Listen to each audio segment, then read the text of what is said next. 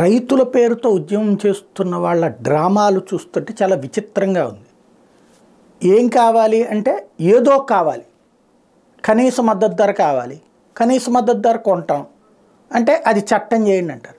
చట్ట ప్రకారమే 5 సంవత్సరాలు కొంటామని రాసిస్తాం కూడా అంటే అట్లా కాదు, ఏదైనా చట్టం చేయండి అంటారు. చట్టం చేయడానికి ఇప్పుడు పార్లమెంట్ కూడా అయిపోయింది, అంటే ప్రత్యేకించి చేయండి మా కోసం. చేస్తే ఏంటి తేడా అంటే ఏదో కావాలి. వీళ్ళ మెయిన్ ఎయిమ్ ఏంటి ఇక్కడ? గోధుమలు అతను తికాయత్తు చెప్పినట్టు 250 రూపాయలకి కేజీ కొనండి.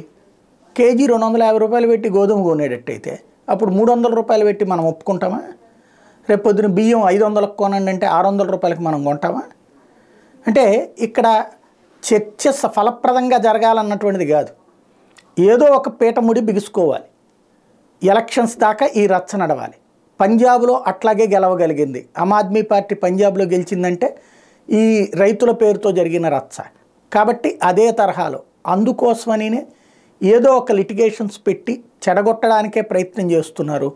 మెయిన్ మళ్ళీ అక్కడ స్తంభింపజేసి ఓ రకంగా దేశద్రోహ కార్యకలాపాలని దేశభక్తితో లేకపోతే రైతు భక్తితో చేస్తున్నట్టు కనిపించే నాటకాలకి తెరతీస్తున్నారు.